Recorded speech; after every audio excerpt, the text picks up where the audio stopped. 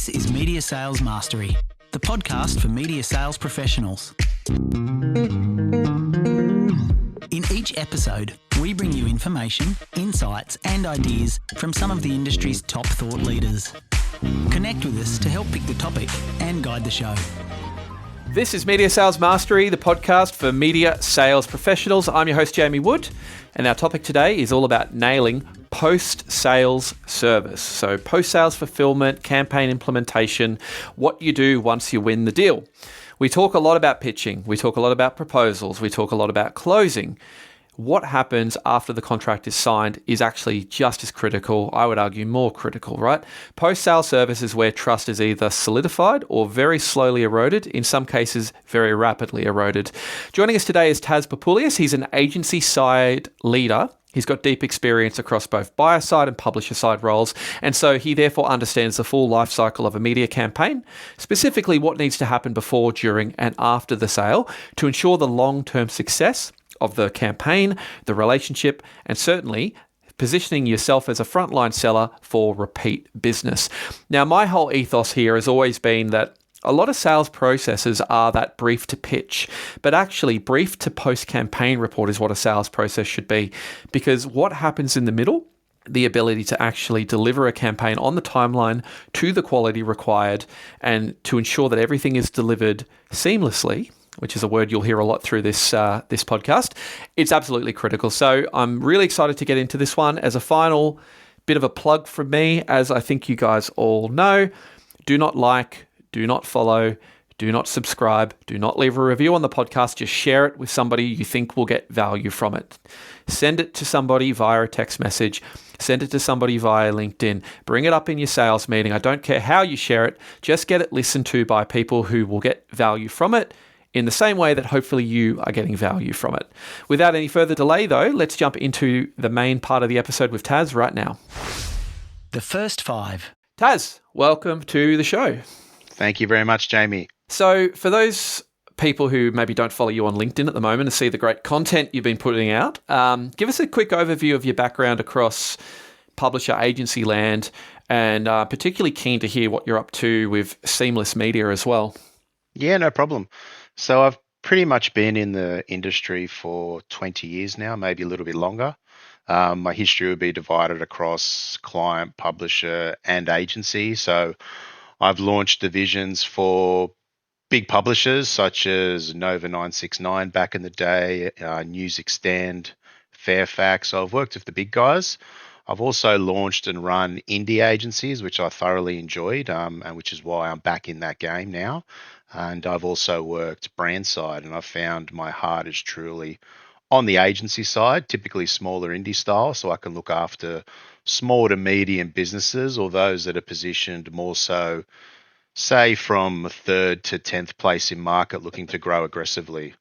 Currently at Seamless Media, essentially our whole mantra and reason why we got into business was after doing an analysis for a book I'm currently writing, I realized that the agency model was not serving the client best. So I essentially just flipped it on its head, and it's had great success, which is really exciting to me. I'm going to link your LinkedIn in the show notes here because I really enjoy the content you put out. It's definitely very provocative, but in a good way. You know, it that was the point. Well, it certainly garners attention, and I think importantly though, you know, there's obviously a very high degree of customer orientation in your whole ethos and way of doing things, which is why I actually wanted to reach out to you for this episode topic, because when we're talking about things like post-sales fulfillment, post-sales service, you've obviously been on sort of all sides of that transaction, and I guess what I'm curious about is from that vantage point, you know, how does that shape your view on what good post-sales service looks like? What is good post-sales service as a broad concept? Yeah, that's a great question. It can also be very long-winded, but to give you the shortest version, I would definitely say post-sales, and the key word there being post, all the issues that we encounter with clients and even internally as a team are actually driven from pre-sales. So identifying the client, going through the sales process, identifying the client needs and establishing their goals, and then making sure that you're both on the same page. That doesn't tend to usually happen. What tends to happen is You see a client, you think you can generate revenue from them. They need some TikTok ads or they need some BVOD TV, whatever it may be.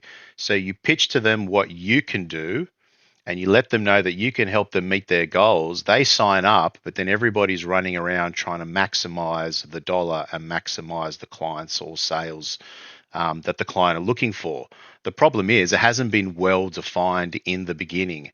How many of X are you after? What's the growth of Y that you require? What does success mean to you, Mr. Customer?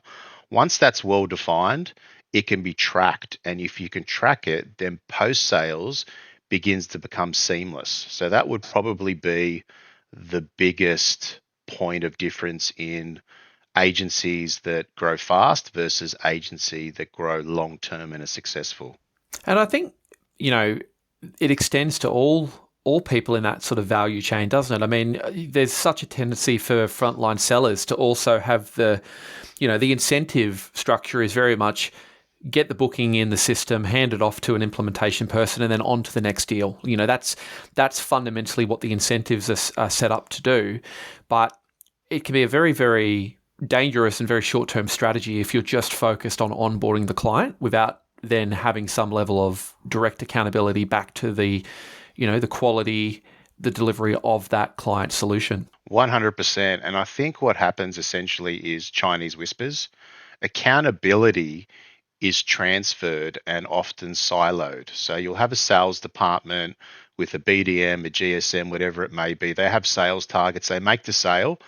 They then palm it off to essentially an account manager or an ops team who's essentially a leader of that division, who then filters down the work to whoever is doing the grunt work there. Now, when we find that your goals or requirements are being passed along and there's not one person accountable and there's not an all hands on deck call, that's when things start to fall apart. Because if somebody requires something that's blue, by the end of it, you don't know if they required navy blue, teal, light blue, electric blue. There was no definition along the way. So the key is here is having somebody accountable, which is normally the account manager. And that account manager should be involved towards the end of the sales process and then lead the onboarding, lead the initial conversations with the op teams, and then lead the follow-up reporting and research and the entire cycle that happens post-sales. Such a good point, mate. I can't remember who it was that I saw say this, and it's not the most profound insight, but it was something that I think's often forgot. I think it was the CEO of like a large fast food chain in America, and he made the point of saying there is a very clear delineation between responsibility and accountability, right? And we're all responsible for a great client outcome. We're all responsible for giving the client a good experience, and maybe we're all responsible for our own part of the delivery. But at the end of the day, somebody has to ultimately be accountable. They have to be the person that is responsible for ensuring that all works and that the buck kind of stops with them. And I do worry that sometimes when you have a lot of stakeholders and you have a lot of people touching a workflow, that there's that diffusal of responsibility. Everyone's responsible, but no one person is truly accountable. Definitely. And the way agencies try to overcome this, or marketing teams that are internal, is through a RACI matrix. So they'll essentially have a matrix that'll say who's responsible, who's accountable, who's going to be doing the work, who needs to be informed, etc. And there's a massive RACI grid that says this client will be overviewed or touched or worked on or responsible for these people along the way. The problem is that during training, it's essentially just a document that's handed over to the team and it never gets looked at ever again. So it's important that when you're training your staff, that you give practical examples and that management are holding those accountable and making sure that they actually follow up. So a lot of the time it's a middle management issue, and I've been in middle management the majority of my career before actually running agencies. And it's a fine line because you're getting pulled and tugged and pushed from those above you and those below you. And it's a fight between hitting targets but keeping staff happy. And then sometimes you need to jump on the phone with the client. So it's actually, I find, to be a middle management issue because those underneath are always overworked and they have too much on their plate. And you have agencies that are trying to squeeze every dollar in a tough environment. And when they can't squeeze that extra dollar, instead what they do is they don't grow at the appropriate ratio of staff to clients. So they load up staff with more clients than they can handle, and then the wheels start to fall off. It's a great setup for the main topic, mate. Media Sales Mastery. one of the things I thought would be worth just really starting to frame this is a real example, like you said. So what is something you've seen go completely off the rails after the sale, right? In your time in publisher, in your time in agency, any of that, it's gone off the rails after the sale that could have been avoided with a better post-sales process or even just basic communication? Yeah, that's a great question. Wow, this is actually, it's unfortunately a really common occurrence, but what tends to go off the rails is communication. I would say that would be the biggest point of contingency, because whether a client is paying a $100,000 a month retainer or they're paying a $1,000 a month retainer, they will be given a set of communication guidelines and cadence. But regardless, no matter what, the client always wants to be approached when something is going great or something is going poor. And they also want to be able to reach you at any time. So it all tends to go out the window in the real world. You can't really pick up a phone and say, Mr. Customer, you're only paying for 10 hours a month and I've spent 15 on your account. We're going to deal with it next month, because inevitably you'll lose the client. So we really need to define well communication and what that communication point means, because just having a ticking system and putting something in a queue won't solve that problem either.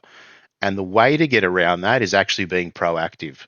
So regardless of when they're going to get their reporting, regardless of when they're due for a renewal discussion, you're still always reaching out to the client. And if they don't have the time for you, great. But if you have a regular cadence that you've built on your own accord with the client, then there's never going to be anything that's going to be a surprise ever, because you're in that communication. It's almost like having a relationship with a partner or a friend. Hey, what's up? What's going on with your day? What's changed? If you start to build that type of relationship with the client instead of a, hey, Mr. Customer, we're here for an hour. I'm going to go through this Excel and we're going to do our whip and here's your report. Instead of making it transactional, if you make it more informative and what's going on in the life of your business or how are you going today, then that's when you actually start to foster and understand the client better. And then the wheels don't actually start to fall off, because you can see when something's about to happen. It sort of leads to that next point, which I think I mentioned earlier, is I think a lot of salespeople, particularly ones that are furnished with a pretty deep level of resource in their companies, can have a tendency to think their job does end at that booking or at that contract. Yeah. And we kind of know the risk, but let's get real tactical. Like, what are some of the specific risks that are involved in a salesperson stepping back too early, and how can a rep also balance that with staying visible, but also not being completely bogged down into the admin and implementation of a very complex, multifaceted campaign? Yes, well, I definitely think all disappointment comes from expectations. So when you come on board and you talk to a client and you're selling to them, and you're selling them the world of how great the agency is, and you're an expert and you sell them a solution, then you just disappear, then what you find is they'll be a little bit disgruntled. They'll think, well, you sold me the solution, why aren't you managing it? So first step for salespeople is to let them know what their role is and their purpose. So you may be a solutions expert, and your role here is to find the correct product for them and set them up on a price or plan or strategy that'll work for them, and then letting them know that they will be handed over to an executional or an account expert that'll be managing them ongoing. So that'll help initially stop a client being disgruntled, thinking that the salesperson has disappeared.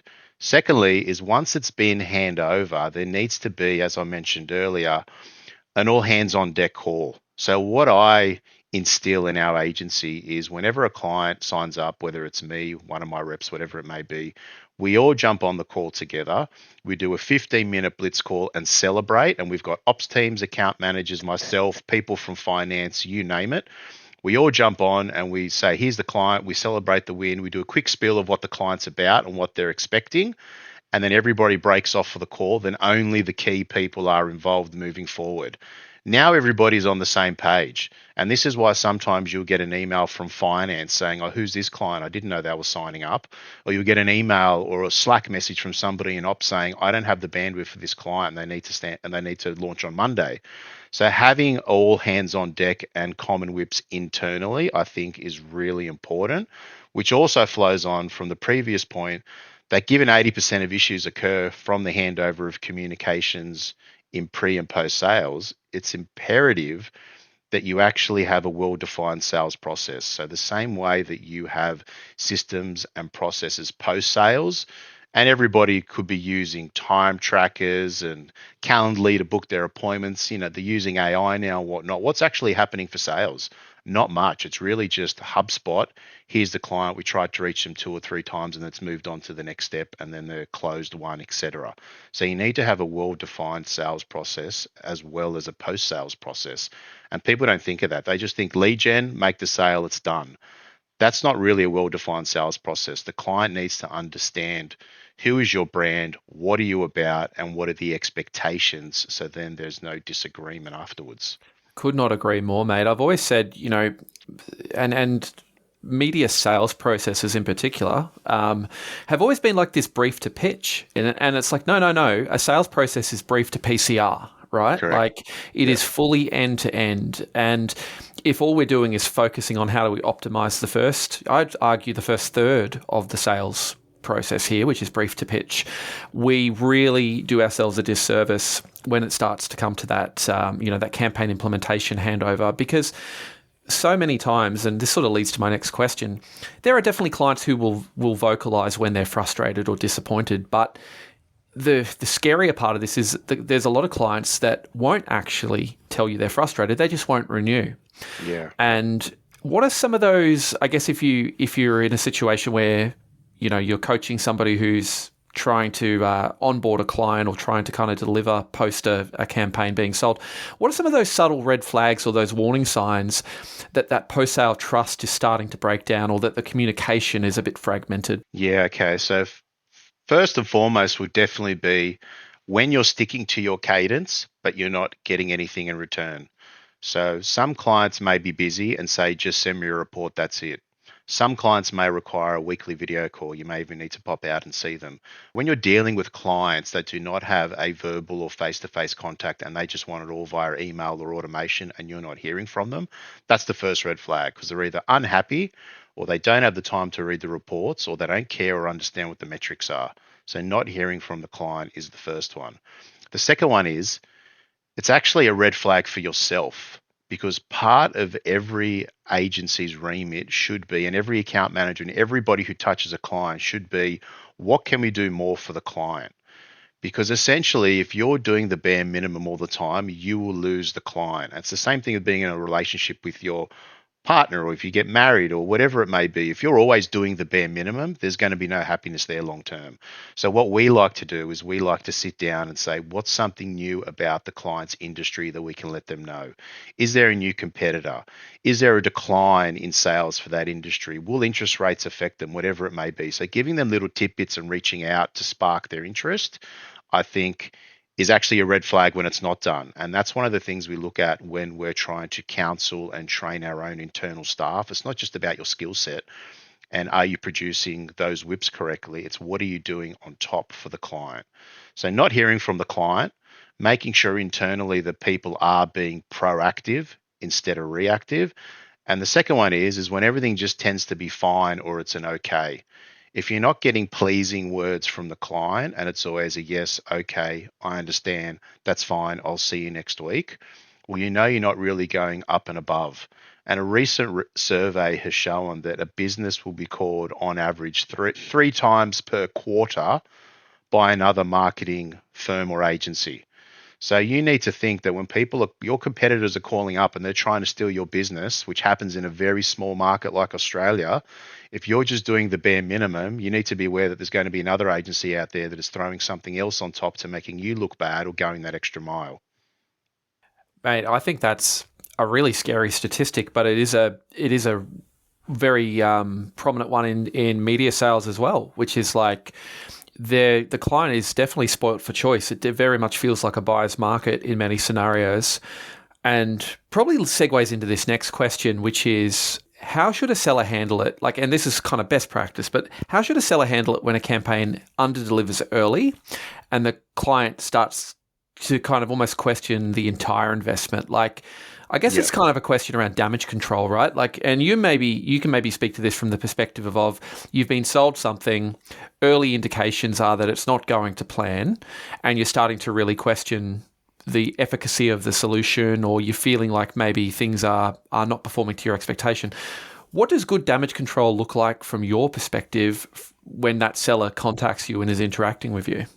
Yeah, well, this is a really loaded question. But I think the first thing we need to identify, I'll talk from the client's view and I'll also talk from an agency or business's point of view. But in terms of an agency's point of view, the first thing you need to look at is if something is under delivering or spend finishes early or you're not spending correctly, whatever it may be, you actually need to have a look first at the campaign life. So is this something that is brand new? If it is it in a learning phase? Because many digital platforms can be in a learning phase for 10, 14 days. If you're constantly making changes, you could be in learning phases for 3 or 4 months if you're doing testing and learning. So how new is this campaign? And a lot of agencies out there start with only a 3 or 6 month agreement anyway, so which isn't enough time to be playing around with those type of campaigns. So the first thing is campaign life. Is it brand new? Is it going into learning, or is it an existing campaign? Now, if it's brand new, you need to consider a test and learn period. You cannot be going in and taking clients' money and dumping cash in the market and promising them results when you have not tested the market. You do not know what a final CPM rate or a cost per click or how much a spot will cost on radio or TV unless you have done a test and learn and altered and adjusted that campaign accordingly. So you need to have a test and learn period. And with clients, what we do is we say to them, okay, you can have a 6-month period, Mr. Client, but the first 3 months is going to be test and learn because you've never been in market. And we'll give you a get out of card clause if you'd like to leave after 3 months and you're not happy with our findings of the test and learn and how we'll improve that moving forward. So test and learn is very important. The final thing is if it's an existing campaign, you need to consider previous damage or previous executions and builds within that campaign. Because if you're signing up a client who has had a poor experience with a previous agency, then there's going to be a lot of damage control that needs to be done within an account. And if it's more broad media and it's not something that you can jump in and reconfigure like a meta campaign and it's branding, well, then you need to consider brand control. And what do we need to do in terms of audience segmentation or social media cleansing and having a look at comments? So you need to consider the damage of previous campaigns. So if you now start to take a step back, hearing that from the client's point of view, you'd say, okay, well, that makes sense, Mr. Business. You know what you're talking about. We've never done this before, and I understand why you can't promise us results. That means that you're setting up the client's expectations that they're not going to consider being rich overnight, and this is what's going to happen after 3 months. And this is why clients move and change so often and why our industry is so fragmented, because everybody promises the world without actually knowing what's going to happen. It's actually illegal in Australia to promise things to clients. Even in the SEO industry, which has done quite a bit, we'll promise you page one. Well, the way they get around that is they'll target a keyword that is not competitive at all with hardly many views, and they'll get that obscure keyword on page one once throughout the month and it's never seen again, then you can't get out of the contract. So I think we need to be very careful in understanding the type of client, the type of campaign, the length. Is there damage control? The meeting the client's expectations? Just to follow on from, expectations is a real theme here, right? Setting and managing expectations. And, I think you had a great line at the start around disappointment really stems from unmet expectations. Yeah. As much as you can, you want to kind of have in that handover meeting, you want to set the campaign expectations, you want to set the expectation around your involvement, your communication. What are some of those unspoken expectations that agencies or clients might have, that they won't voice, but that, in your experience are just a standard expectation that they would have of that media representative? Oh, this is a good question. This is something I should actually talk about in my upcoming book. So thank you for asking that. So unspoken expectations and some silent but, given promises that we should consider. Definitely one would be 100% contactable when the client requires. So it doesn't matter if it's they're spending $1 a month, $1,000 a month, $100,000. You need to be contactable because you're there for the client. The second one is you need to understand that everybody is busy.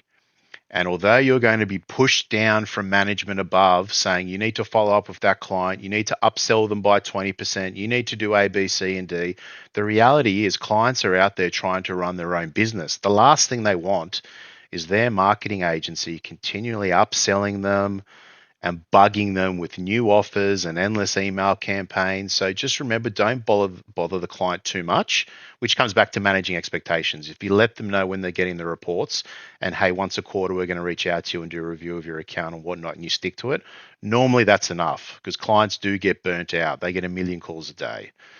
The next one would be the client always assumes, whether it's in the package or not, and you've said it or not, that they will receive strategy and insight. The client doesn't understand everything. And if you're with a savvy client, you're even more trouble there.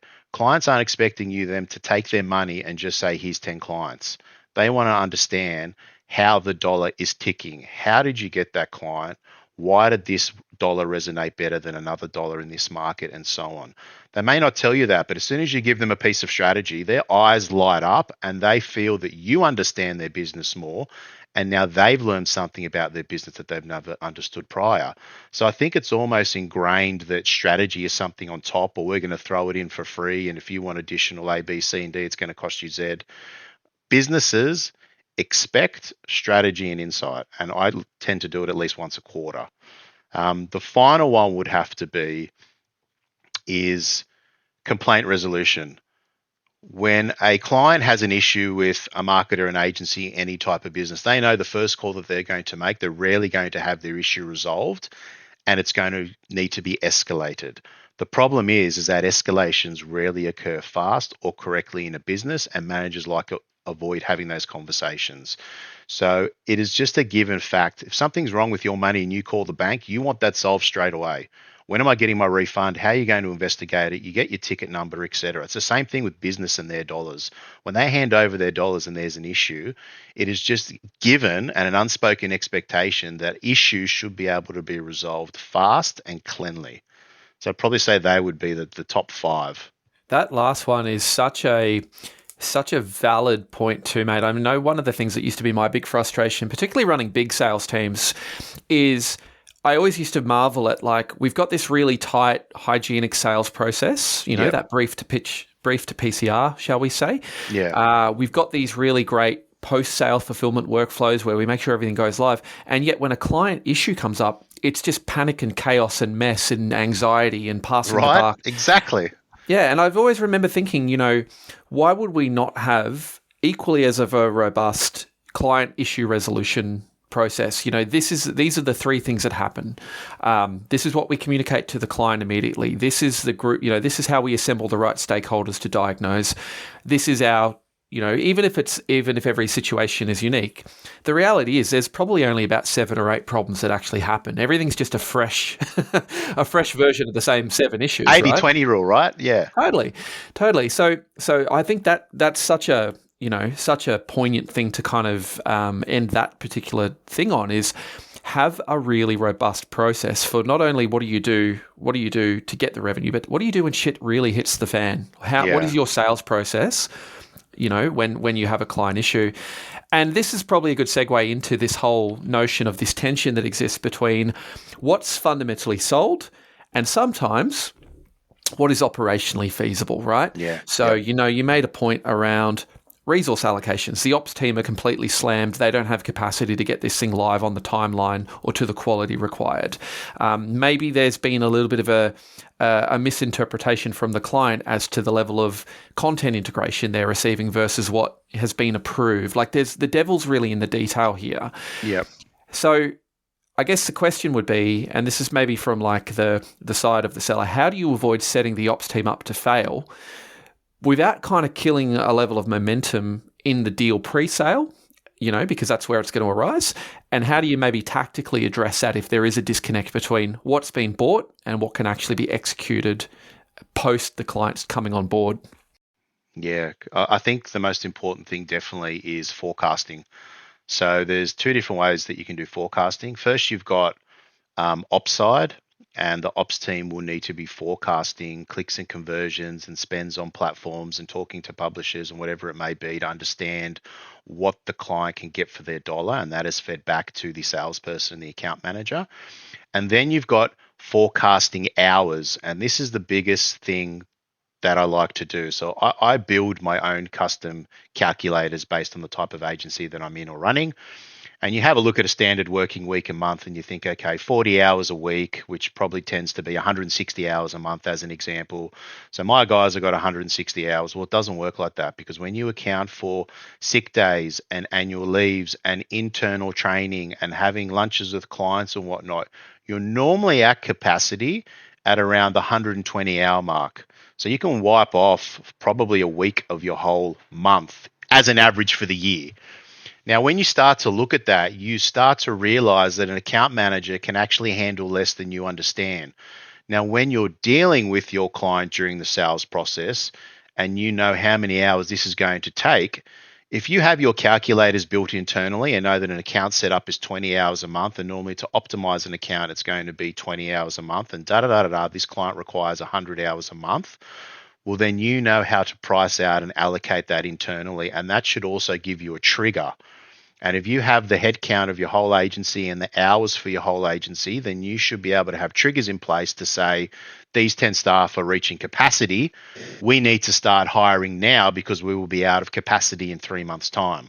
And that stops the ops team from being, bloated, so to speak. And likewise, when you lose a client and people get back their hours. Now, where it falls apart is agencies sometimes like to charge an hourly rate.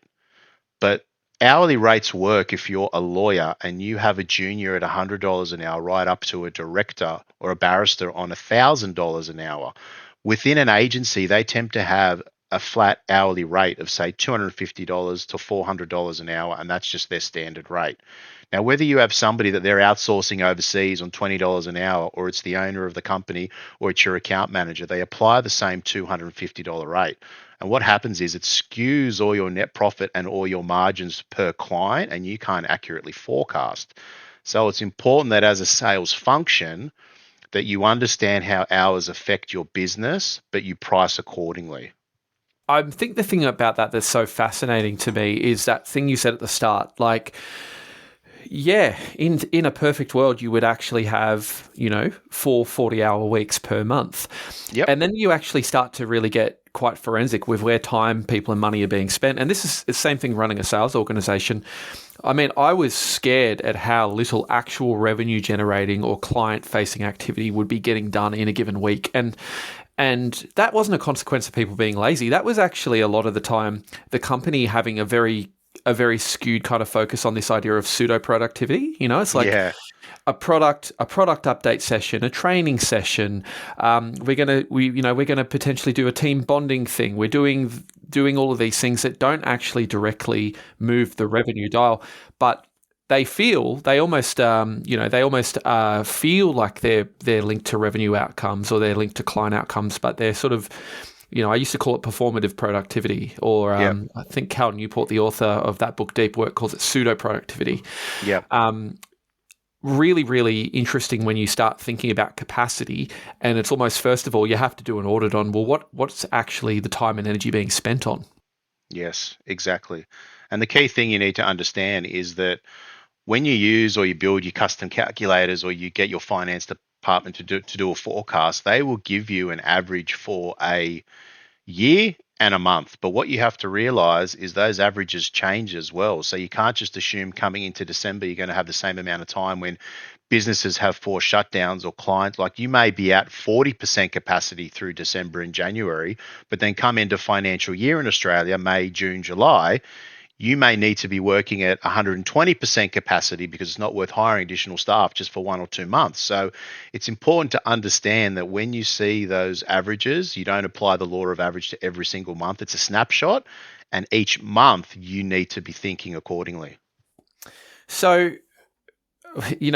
I'm mindful a lot of the time when I phrase these questions, it's very tactical. It's very much about dealing with issues in the moment. I'm promising not to do that more in future. So let's talk about when a campaign's going really well. Yep. How do good sellers? So let's say you've interacted with a publisher, the representative sold a campaign, it's just kicking ass, it's going fantastically, you're really pleased.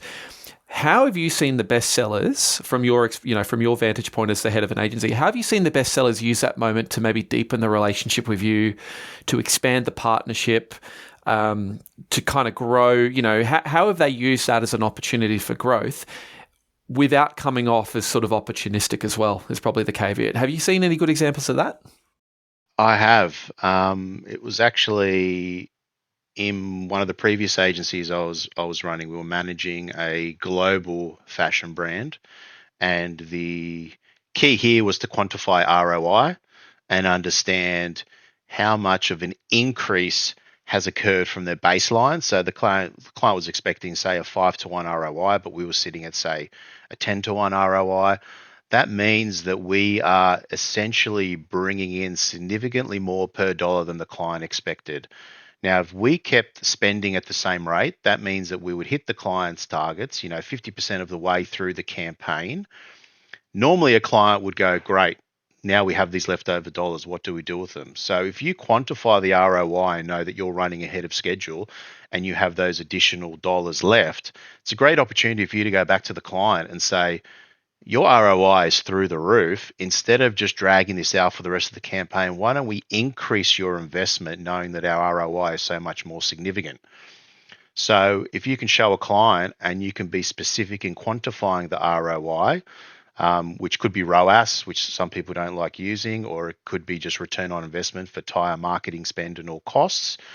That would be the key for me, because if it's not seen as opportunistic. If you say to a client, you have $1 million to spend over the next year, you want to reach a $10 million target. We're currently sitting at June and we've hit your $10 million. I mean, you're not going to go back to the client and say, hey, let's just stop spending for the year you've hit your target, right? And then the client's going to go, great, well, can you just spend the remainder of the money for the rest of the year and we're going to do great? That's the other option. The third option is to say, well, based on where you're going, why don't we make that $2 million for the year and you're going to bring in X amount more? And it should be pretty easy for them, because the problem with getting more money out of clients is they've got a budget which has been handed to them from a finance department or a GM or another head, and then they need to quantify those additional dollars. So by you giving the tools to the client on why you need more money, it's easier for them to obtain that money. That's awesome, mate. Like, it's such a good example of really kind of going in there and framing what is a revenue or sales opportunity in a way where it's got the customer orientation. Like, the customer orientation is the focal point. It's not about self-orientation. Yep. It's coming in with high EQ. And I actually think that's a really great example, because it wasn't just, a performative thing of like, oh, here's another thing we can do. It actually still led to a, potentially better commercial outcome for both parties. Mate, before we jump into the listener question, here's one for you. What is one post-sale habit that to you, Taz, makes a seller instantly memorable in a good way? And maybe one that, doesn't guarantee, but certainly sets them up to be in a favorable position to get that next campaign. It would definitely be the element of surprise. So this is something my late father taught me many, many years ago, that he liked to execute in his own business and in his marketing. And I've always done throughout my career. It's just something that is unexpected. And usually for clients, it's not just about giving them a gift basket. Hey, welcome aboard. Welcome to the team. We're going to win together. It could be something that is informational. It could be an industry report once a quarter. It could be saying to them, hey, we're going to enter into an award competition and we would like your brand to be up front as we enter that, and we're going to be promoting that with our own dollars, so it's free exposure for you. Whatever it may be, but if you have an element of surprise and give the client something that they're not expected, there is no way that they're going to be disappointed with that, and that'll give you a point of difference, because one of the problems in the Australian market is people are only getting what they're paying for at the moment, which is why businesses lose brands. Mate, that's a cracker. The element of surprise. I remember there was an ethos I had with a team years ago, but we had this kind of idea of like, quality thinking, turned around quickly, easy to on-present, and a little surprising. That was sort of like the last little thing we had. There you go. And it's never easy to do, right? But God, did it deliver. You talk about delivering disproportionate returns of goodwill. Yep.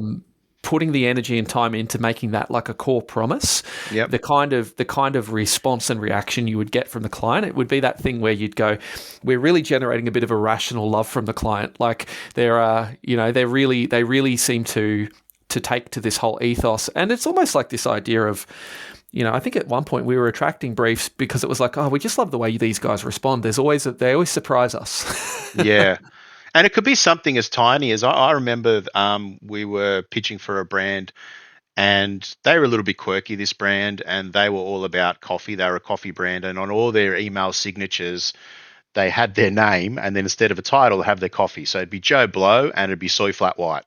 Yeah, and nice. That's what's on there with signatures. And I thought that's pretty quirky. So when we went in for the pitch, we actually found out who was going to be in the meeting. There was about 10 of them, and we printed off their email signatures and we placed them on printed coffee mugs and got coffee served in the office. And when they all got there, it was just like, what? And we were having a great laugh, and they kept those mugs. And to this day, they're no longer clients because this was 5-6 years ago in a past life, but they're still friends with me on LinkedIn.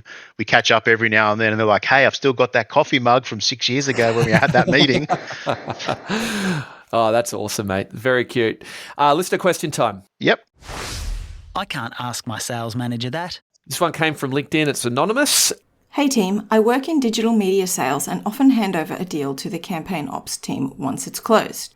But sometimes clients come back to me when things aren't working, and I feel caught in the middle as ops often get defensive. What's the right balance between staying involved and letting the ops team run the show? That's one we've kind of covered a lot, but what's your initial thought reflecting on that particular dynamic? Yeah. So I think it depends on the structure of the agency. So essentially, agencies like to build their teams around two schools of thought. One is sales and execution, and they try to make the executionists a little bit of a universal soldier. And that drags down the ops team because they're experts and they should be on the account working on it. That's it. They're not communication experts and there to resolve problems. So having that type of agency set up, could be you're new or you're lean or whatnot, means you need to tackle the problem completely different. And that could be with a ticketing system. But it's going to be very hard to resolve that issue because somebody has to be the point of contact. If you only have sales and you only have execution, do you want the salesperson dealing with the client and doing less sales, or do you want the person executing the account communicating with the client and doing less execution? The second structure is you have a sales team that flows onto an account management team that flows onto an ops team, and the account management team is basically the glue. And I believe this is the correct setup, which means you can slowly ramp up account managers because account managers can take on way more accounts than an ops team can, and then they can feed that onto the ops team in terms of communication breaks down. So if the agency is sales into ops, then you clearly need to define a handover process and the fact you no longer manage the client and what the communication system will be. So as we were talking earlier on, it was about expectation. So, hey, here's the problem, hand it over. I'm not dealing with you anymore. Here's John. He'll be building your account and you reach out to him. We have a ticketing system, or he's available from 9 to 11 every day only for customer service, etc. If the agency is more traditional or correct and it's sales to account manager ops, then clearly define once the sales process is over to the AM and do that all hands on deck call and let everybody know who the champion will be, and then introduce that to the client so the client is aware. But don't be afraid to say it if you're just a sales or solution expert only and you're moving on. I think what I found working at some of the biggest agencies in Australia is that salespeople are afraid to let the client know that they're not only an expert, but that they won't be dealing with the client ever again. And I don't think that's a problem at all. I think it's much better to be truthful and say, hello, I'm your solutions expert today. I'll be solving all your problems, and then I'll be setting you up with the correct account manager that'll be looking after you for the life of your campaign. So it really comes down to the setup. Is it sales into ops or sales into AM into ops? I do love that structure too, mate. Like, I've always been a big believer of keep the seller selling and have a dedicated project manager who is that logistics expert and that person who knows how to fulfill. And obviously when your team are in market, selling and face-to-face with customers, you want to have that thing of having someone be there and be instantly responsive to your requests and contactable. But I think the thing that is an interesting dynamic that plays out here is when you have a market-facing salesperson, they're pretty good at their way they position things. They're pretty customer-oriented in their language. They're very good at service. And if you've got a delivery person who maybe doesn't have that same level of finesse in the way they communicate, often that's where I think sales can get a bit anxious. It's like, oh God, this ops person, I hate the way they talk, you know. I know in radio you'd probably know this too, like there might be a traffic team that flicks a curt email to an agency chasing MIs and you're like, God, you're really pissing off my agency here. Yes, I've witnessed that in TV as well. Yeah. I mean, in out of home as well to an extent when I was in it. And so that's the, that's the tension that's here too. And I think to me that one often requires also a level of like emotional intelligence to be able to go and connect up with that individual and or escalate it to a line manager to say like, there's some communication, I'm not going to say anything, but there's some communication or some feedback coming from the client here or just around the tone and manner in which we're interacting with them. And here's some examples of the comms. Is this something we can maybe provide some coaching or some feedback around as well? Do you think that might be at play for this person too? Definitely. I mean, you're spot on there, Jamie. And I think another key point, which I see far too often, and it drives me nuts, is people in sales or account managers who are actually solution experts or are meant to be, they don't know how to do forecasting and jump into platforms. So if a client wants to know how far their dollar can get or a forecast on $10,000 in a programmatic platform or Meta or TikTok or whatever it may be, that's flicked off to the ops team. So on top of ops working on client accounts and trying to do the best that they can for the client and feeding that back to the account manager, the ops team is now inundated with requests for forecasting and helping with targeting and what can this campaign do during the sales process and during the upselling process of an existing client, when really these simple tactics of being able to log into account and entering and doing mock campaigns and building things out yourself should be done on that front end. That'll reduce a lot of burden on the ops teams, and then that'll make the sales and account managers a lot more accountable because they can say, look, I've done the forecast myself, Mr. Client, and based on $10,000 in Meta, you're looking at roughly reaching 300,000 people, and at a 1% click-through rate, it's going to be X, Y, and Z. And they're starting to understand the metrics themselves. That is a really good point. And, if I think about this, I'm just looking at this question in front of me now from the listener, and it's like, there probably needs to be almost like a level of visibility you have before this stuff gets distributed to the client. Like, let's think about the easiest fix here is the client's coming back and responding poorly to a piece of information that's being shared. Let's make sure that we can triage any issues and resolve or reframe or kind of put a process in place to negate that issue before we actually go to the client with it. Definitely. I think a lot of it is really just common sense, and a lot of the times we're stuck in our ways of this is how an agency should be and your sales, this is all that you do. But if you take a step back and just think, what's the quickest route to A to Z?